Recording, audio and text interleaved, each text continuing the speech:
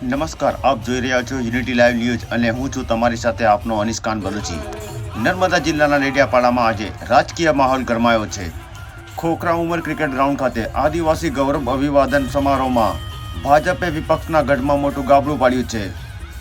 ગુજરાત પ્રદેશ આદિજાતિ મોરચાના નવનિયુક્ત પ્રમુખ અને પૂર્વ મંત્રી ગણપતભાઈ વસાવાના સન્માનમાં આજે એક જંગી જનમેદની ઉમટી પડી હતી। આ પ્રસંગે નાયબ મુખ્યમંત્રી હર્ષભાઈ સંઘવી, આદિજાતિ કલ્યાણ મંત્રી નરેશભાઈ પટેલ અને સાંસદ મનસુખભાઈ વસાવા સહિતના દિગ્ગજ નેતાઓ ઉપસ્થિત રહ્યા હતા।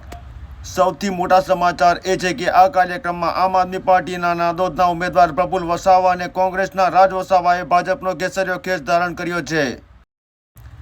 નાયબ મુખ્યમંત્રી હર્ષ સંઘવીએ જણાવ્યું કે ભાજપની સરકાર હંમેશા આદિવાસીઓના વિકાસ માટે તત્પર રહી છે, તો બીજી તરફ ગણપત વસાવાએ આ જંગી મેદનીને માત્ર ટેલર ગણાવી ચૂંટણીમાં ભવ્ય જીતનો વિશ્વાસ વ્યક્ત કર્યો। હજારોની સંખ્યામાં આદિવાસી સમાજના યુવાઓ, વડીલો સાથે મળીને આ આદિવાસી ગૌરવ યાત્રામાં જોડાયા, સભામાં જોડાયા અને ખૂબ મોટી સંખ્યામાં લોકો આજે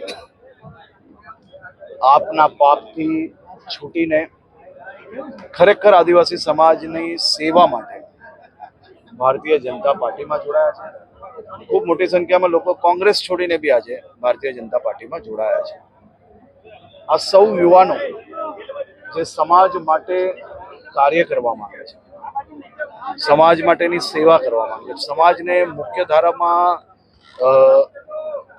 વધુ ઝડપથી અને વધુ વિકાસના કાર્યો એમના વિસ્તારની અંદર ઝડપથી નીચે સુધી કઈ રીતે પહોંચી શકે તે માટે કામ કરવા માંગે છે। આ યુવાનો આ બધી જ પાર્ટીની જે વિચારધારા છે કે કઈ બી કરીને આદિવાસી સમાજને મુખ્ય ધારાથી જોડતા કે મુખ્ય ધારામાં જોડાયેલા લોકોને ચૈતર વસાવાના ગઢમાં પડેલું આ ગાબડું આવનારી ચૂંટણીમાં શું અસર કરશે તે તો જોવું રહ્યું। વધુ સમાચારો માટે જોતા રહો યુનિટી લાઈવ ન્યૂઝ। કેમેરામેન સાથે હું અનિસ્કાન બલુચી, નર્મદા।